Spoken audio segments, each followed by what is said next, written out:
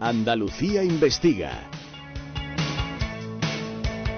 Esta semana hablamos con Alberto Redondo. Él es etólogo de la Universidad de Córdoba y divulgador científico, porque ha dirigido, por ejemplo, el documental Descubriendo el comportamiento animal, que seguramente habrán visto alguno de sus capítulos en televisión española.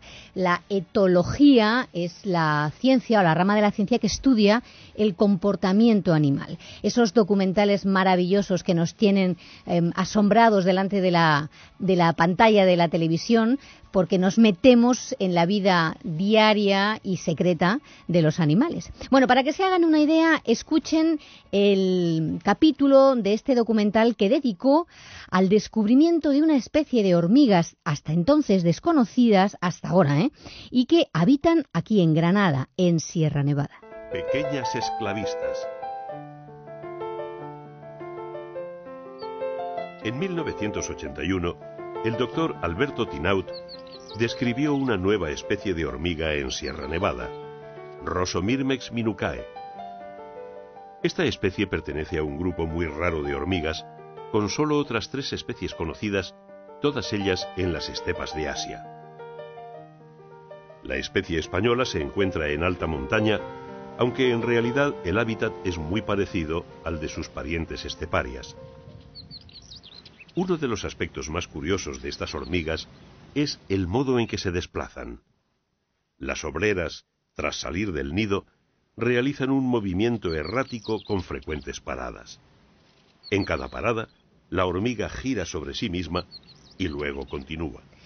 Bueno, eso no es lo único curioso de estas hormigas. Alberto, buenos días. Hola, buenos días. ¿Cómo va todo por Córdoba? ¿Bien? Fantástico, bien. Lloviendo, que bueno, es fantástico para que la primavera sea una maravilla. Llevamos varios días con agua y sí, hay que llenar los pantanos. Ahí está. Bueno, Alberto, lo de tener esclavos parece ser que no es algo exclusivo de la especie humana, por lo que pudimos ver en este documental. No es patrimonio nuestro, ni siquiera la mafia, que es la otra cosa de la que hablamos en ese documental y que también lo hacen las hormigas. O sea, que hay hormigas que esclavizan a otras hormigas para que hagan su trabajo, ¿no? Vaya que sí. Las capturan y además las esclavas parece que trabajan de mil amores, por lo que yo pude grabar, porque entre ellas incluso se limpiaban mutuamente, se daban de comer en la boca. O sea que hacen un esclavismo, pero parece casi que consentido. ¡Qué barbaridad, qué barbaridad! Bueno, he leído en la web de Alberto Redondo, que pueden ver cualquiera de ustedes también. ¿Puedo decir la web, Alberto? Sí, claro que sí, encantado. Bueno, la web es, vamos a decirla, ¿cuál era? Alberto Redondo... .tv, es magnífica, para que ustedes vean, por ejemplo, parte de este documental y otras muchas cosas. Ahora voy a ir con ella, pero he leído en su web que usted de niño veía los documentales de Félix Rodríguez de la Fuente, así que es muy generacional esto, porque habrá mucha gente que tenga 30 y más de 30, que, bueno, pues recuerda esos documentales. Los viernes por la noche lo ponían, creo recordar, sí. Y que han marcado a una generación. Eso usted lo vio y dijo, me encantaría poder hacer eso, ¿no? Bueno, yo los veía con pasión. La verdad claro. Que de siempre fue la ilusión de mi vida. Ha costado trabajo, ha sido un camino difícil, pero ahora me siento totalmente realizado pudiendo hacer un trabajo bueno en esa línea, en lo que es divulgar la naturaleza, mostrar las maravillas que tenemos y también concienciar un poquito, ¿por qué no?, también a los niños de hoy, ¿no?, con documentales de naturaleza. Y el ansia de conocimiento, porque al ver usted cómo vivían los lobos, los osos, descubrió esa vocación de necesidad, ¿no? Quiero saber más sobre los animales y a lo mejor por eso estudió lo que estudió. Sí, seguro. Lo mío fue una vocación en parte por Félix, en parte también por mi abuelo que me llevaba al campo de pequeño. Uh-huh. y todo eso te conforma la personalidad. Y al final, pues, si consigues que tu trabajo sea tu vocación, pues yo creo que se cierra el círculo y es maravilloso. Bueno, esa es la perfección para muchísima gente, eso es cierto. Bueno, en cualquier caso, las técnicas, por ejemplo, de grabación, desde aquellos documentales de Félix Rodríguez de la Fuente hasta el día de hoy, han evolucionado muchísimo. Y también las vías de divulgación de los documentales, ¿no? Cuando usted graba, por ejemplo, a las hormigas esclavas de Sierra Nevada, ¿varía mucho su tecnología de la que tenía Félix en aquella época? Bueno, tenemos hoy en día, la verdad, la posibilidad de hacer documentales de naturaleza con unos medios mucho más al alcance de cualquiera. En la época de Félix, poder hacer aquello solamente era alcanzable para alguna persona como él que tuviera la capacidad de conseguir los medios, de captar la atención no solamente de los ciudadanos, sino también de la administración. Hoy en día hay cámaras pequeñitas, relativamente baratas y con una calidad espectacular.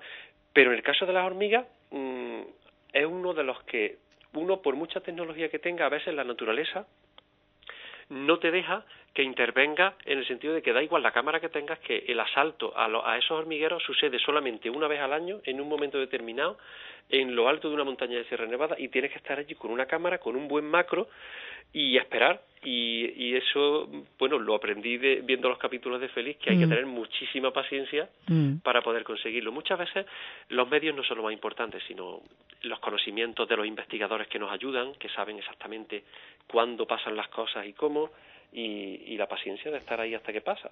Aparte de esta curiosísima especie de hormigas que hacen esclavas allí en Sierra Nevada, ¿recuerda alguna grabación que le permitiera contar una historia que a usted individualmente como científico le sorprendiera y dijera, madre mía, qué historia? Pues muchas veces las historias que al menos a mí más me llegan pueden estar quizás en las cosas más simples. Yo hice un capítulo sobre caballos.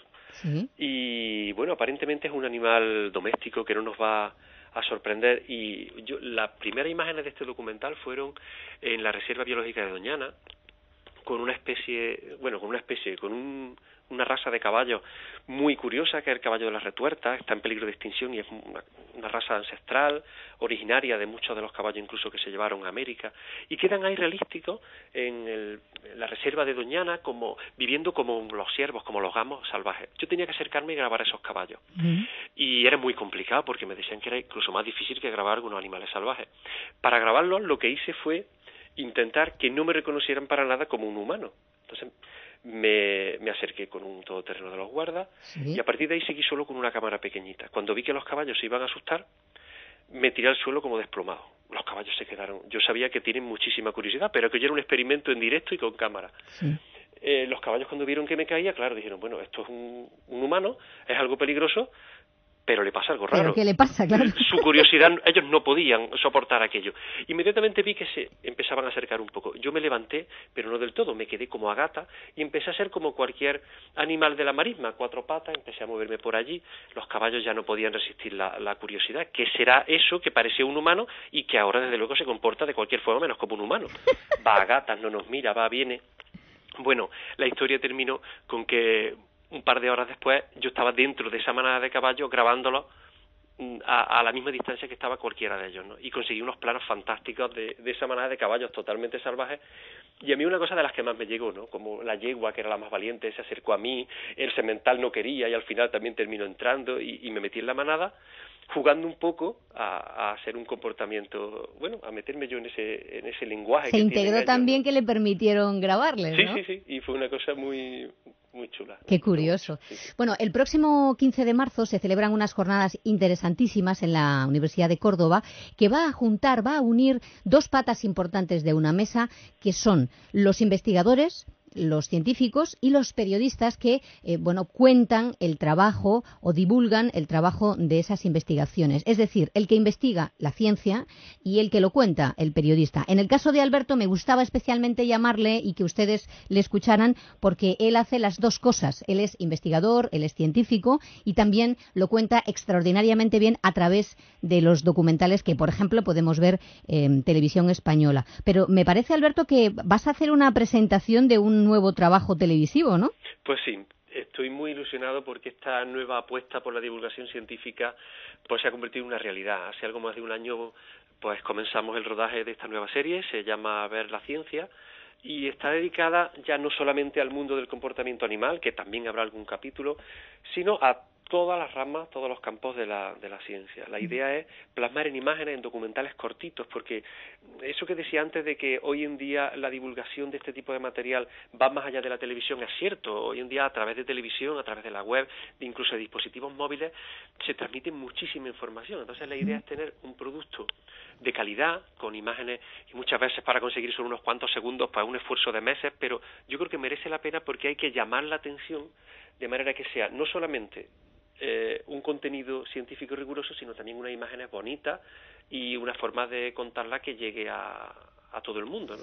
Claro, para utilizar nuevas vías de llegada al espectador. La televisión pues fue una, sigue siendo, la radio, pero Internet, obviamente, ya no voy a decir que es el futuro, digo que es el presente. Salirse fuera de Internet, no poder ofrecer un producto de cine, por ejemplo, de cine documental en este caso, a través de Internet, es perderse una gran cantidad de público. Sobre todo, uno que nos importa y muchísimo, el público joven. Totalmente. Que es el futuro, ese sí que es el futuro. En ese es el que más pensamos. Claro. Ahí es donde tenemos que captar nuevos investigadores, tenemos que cambiar la conciencia en el sentido de que cada vez tengamos más interés hacia la ciencia, hacia la naturaleza, hacia la conservación, hacia el respeto a nosotros mismos, que al final cuanto más sabemos de ciencia, más nos respetamos nosotros como especie, ¿no?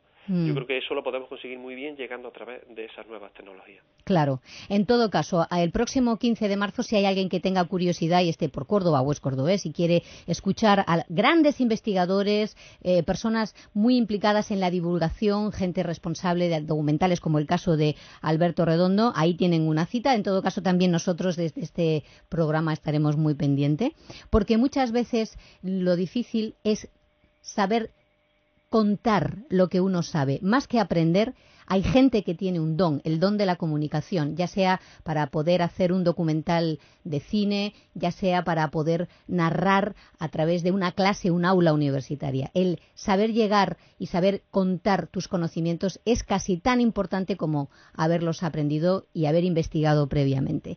Esa es una de las asignaturas pendientes para mucha gente, pero no para Alberto Redondo, así que... Muchísimas gracias. Le agradezco mucho que haya atendido nuestra llamada.